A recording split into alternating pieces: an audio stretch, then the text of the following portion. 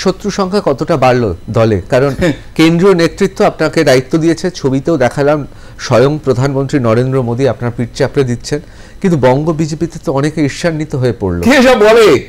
প্রত্যেকের ইচ্ছা, আপনি যে কোনো বিজেপি লোককে বলবেন প্রত্যেকে বলবে যে আমরা চেয়েছিলাম ববি রায় দাঁড়াক, তারা যদি সহযোগিতা না করতো, তাদের যদি না চাইতো আমি ক্যান্ডিডেট হতাম?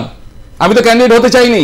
আমি বলেছিলাম আমি অ্যাকচুয়ালি অর্গানাইজার, আমাকে কোনোদিন মিডিয়ার সামনে দেখবেন না, আপনাকে দেখবেন সবসময় আমি অপারেট করি ভেতর থেকে। আমরা তো অ্যাকচুয়ালি কিং মেকার, আমরা নিজেরা কিং হতে যাই না। পার্টি চাইছি না কিং হও, তো ঠিক আছে, আমরা তো পার্টির আমরা সঙ্গে স্বয়ংসেবক হিসেবে পার্টির অনুশাসন আনতেই হবে, তা আমাকে ফাইটটা দিতেই হবে। অনেকে বলেন আপনি নাকি চরমপন্থী, মানে আপনি কিছু মনে করবেন না এই শব্দটা আমি ব্যবহার করছি, অনেকে বলেন আপনি চরমপন্থী, মানে আপনি আপনাদের সংগঠনের আপনি চরমপন্থায় বিশ্বাস করেন।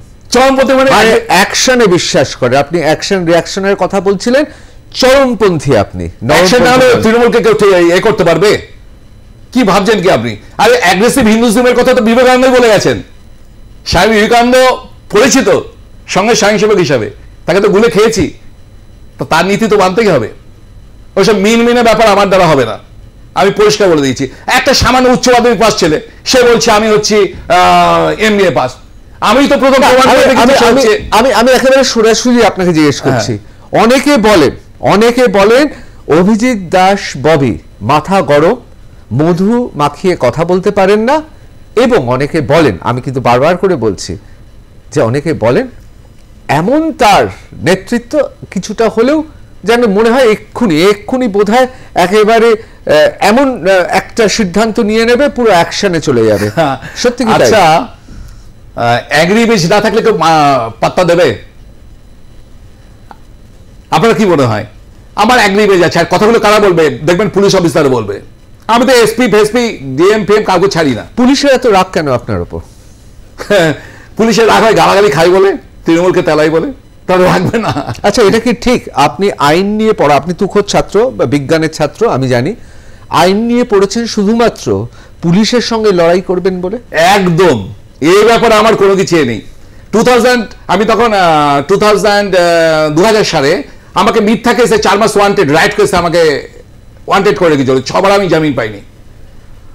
আমি তখন বিএড করছিলাম, যত সম্ভব আমার বিএড কোর্সটাও হলো না ওই জন্য। তারপরে এমফিল করেছি, এমফিল কোর্সেও আমার কমপ্লিট হয়নি, যাদবপুর ইউনিভার্সিটিতে ওমেন স্টাডিজ আমি ছিলাম 2001-এ। পরপর রাইট কেসে বারবার আমার কোর্সগুলো কমপ্লিট হয়েছে, আমার 3টে ডিগ্রি হলো না, পোস্ট গ্রাজুয়েট ডিগ্রি, যার পর পিএইচডিটাও কমপ্লিট হলো না। এই পুলিশের জন্য দুঃখ আছে পিএইচডির জন্য।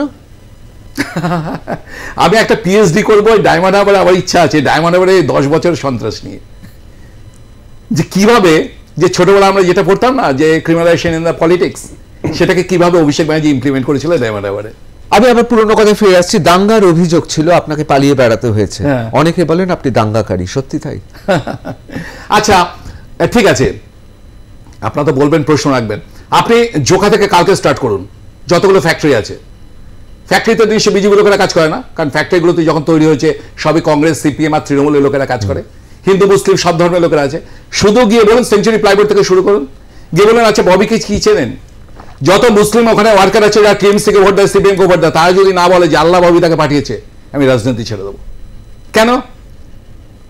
তার মূল কারণ হচ্ছে যে গরিব দরদি, শ্রমিক দরদি সিপিএম যে বলে না 1948 ওয়েস্ট বেঙ্গল মিনিমাম ওয়েজেস অ্যাক্টের জন্য 34 বছর সিপিএম সরকার পায়নি, তৃণমূলও পায়নি।